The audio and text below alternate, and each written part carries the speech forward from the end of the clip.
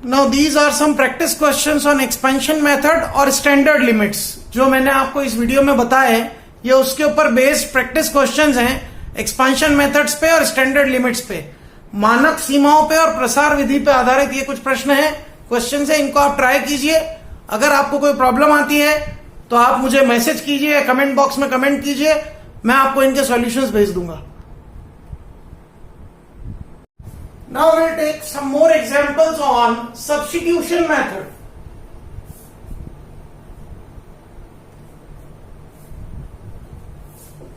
Limit x tends to pi by 3 root 3 minus 10x upon x minus pi by 3. Now at x equals to pi by 3 what happens? Root 3 minus 10 pi by 3 upon pi by 3 minus pi by 3. Root 3 minus root 3 by 0 it is coming 0 by 0। अब सोचो क्या factorisation कर सकते हैं यहाँ पे हम? कोई चांस ही नहीं, न्यूमरेटर में कोई फैक्टर्स नहीं है। क्या रेशनलाइजेशन मेथड यूज हो सकता है? नहीं, कोई भी नहीं है। क्या एक्सपेंशन मेथड यूज हो सकता है? हाँ, हो तो सकता है, पर डिनोमिनेटर में इस x माइनस पाई बाय 3 का क्या करेंगे? तो फिर इसके लिए ट्रिक है, यहाँ पर सब्सटीट्यूट कीजिए। लेट कर लीजिए x को पाई by 3 plus h when x tends to pi by 3 then x tends to 0. So ये हो गया limit x tends to 0 root 3 minus 10 pi by 3 plus h divided by pi by 3 plus h minus pi by 3. So ये हो गया limit x tends to 0 root 3 minus, यहाँ पे formula apply हो रहा है tan a plus b का। ये trigonometrical formulas are very important for solving any problem in calculus, इसलिए ये फार्मूले तो सबको लर्न होने ही चाहिए। tan a प्लस बी क्या होता है? tan a plus tan b upon 1 minus tan a tan b।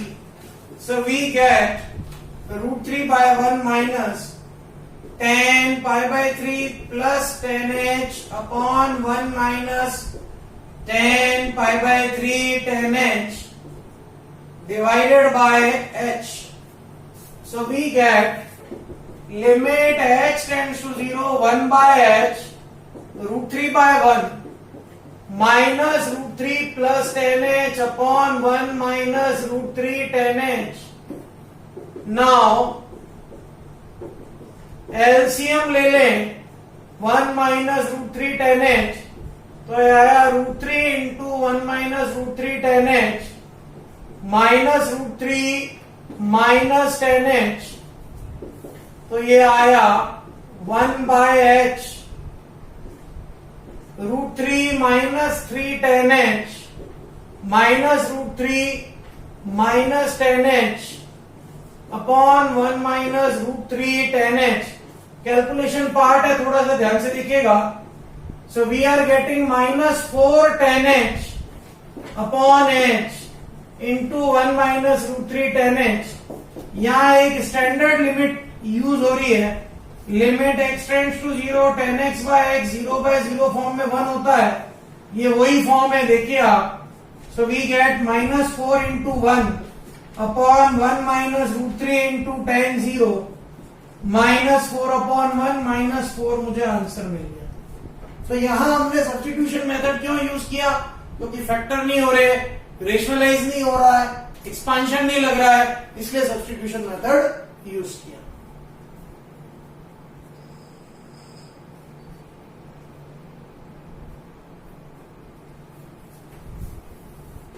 Now I'll take another example.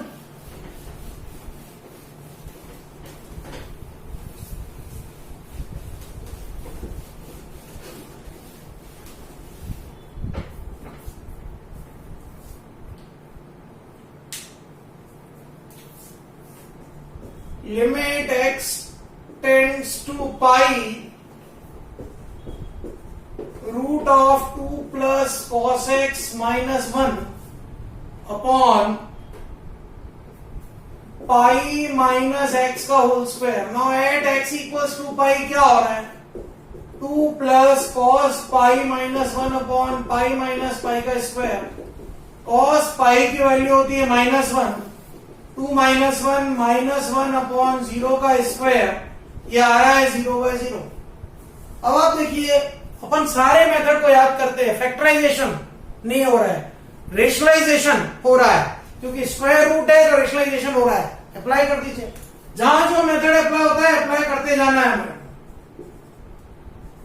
2 plus cos x minus 1 upon pi minus x का square into 2 plus cos x plus 1 upon root 2 plus cos x plus 1।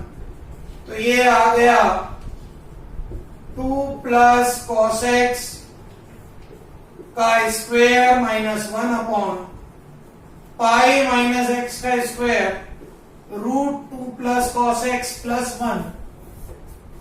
That is limit x tends to pi 2 plus cos x minus 1 upon pi minus x का square into root 2 plus cos x plus 1. That is 1 plus cos x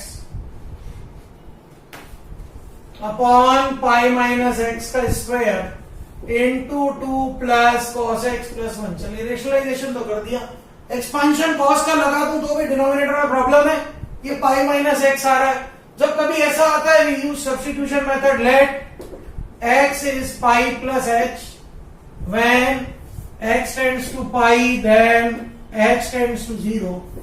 so we get limit x tends to 0 1 plus cos pi plus h pi minus pi plus h का whole square root 2 plus cos pi plus h plus 1। Since cos pi plus theta होता है minus cos theta, तो हमको मिल गया ये 1 minus cos h upon h square into 2 minus cos h plus 1। अब 1 minus cos h का trigonometric formula 1 minus cos 2 theta is 2 sine square theta, तो ये आ गया 2 sine square h by 2 upon h square into, थोड़ा सा जगह का प्रॉब्लम है, थोड़ा वापस लिख रहा हूं, देखिएगा। यहां मैं फार्मूला अप्लाई कर रहा हूं, 1 minus cos a is 2 sine square a by 2, तो ये आ गया 2 sine square h by 2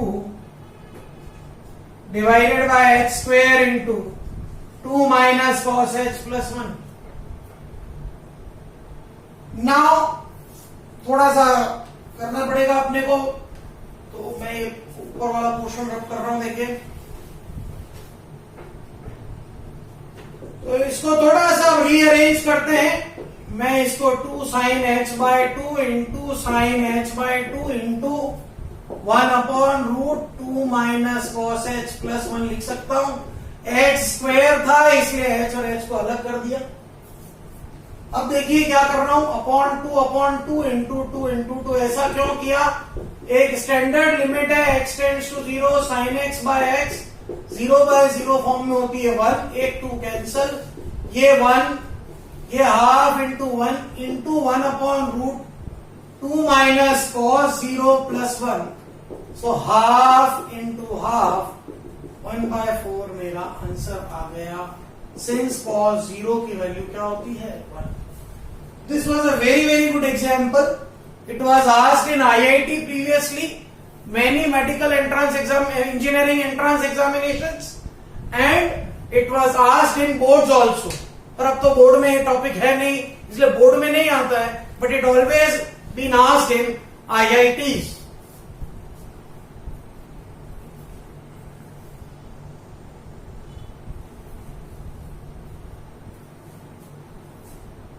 Let's take another example on this.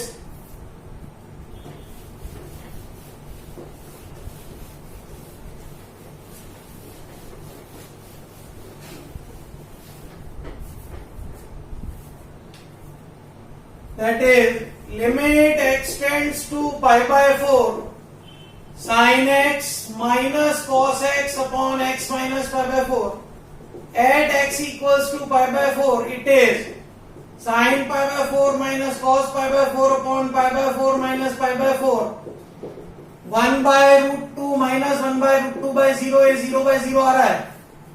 क्या मैं फैक्टर कर सकता हूं? नहीं। क्या मैं रेशनलाइजेशन कर सकता हूं? नहीं।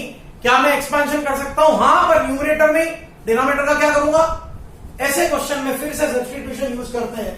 तो let x equals to π/4 plus h when x tends to π/4, h tends to 0. So limit x tends to 0, sin π/4 plus h minus cos π/4 plus h upon π/4 plus h minus π/4.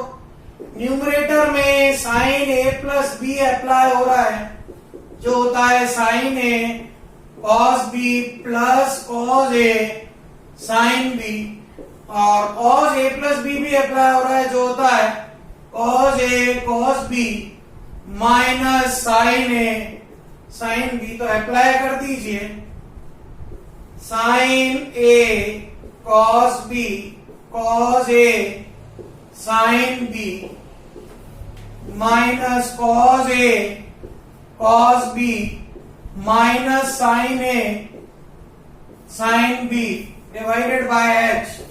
Since sin π/4 और cos π/4 दोनों की value होती है 1/√2, तो ये बन जाएगा limit h tends to 0, 1/√2 cos h 1/√2 sin h minus 1/√2 cos h plus 1/√2 sin h by h।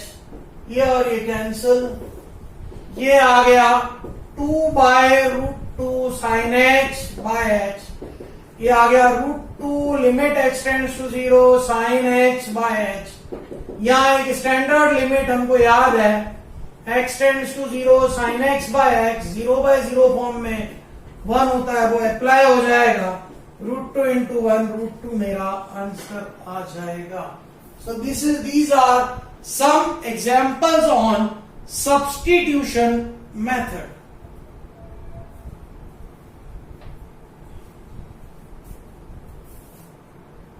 These are some practice questions on substitution method.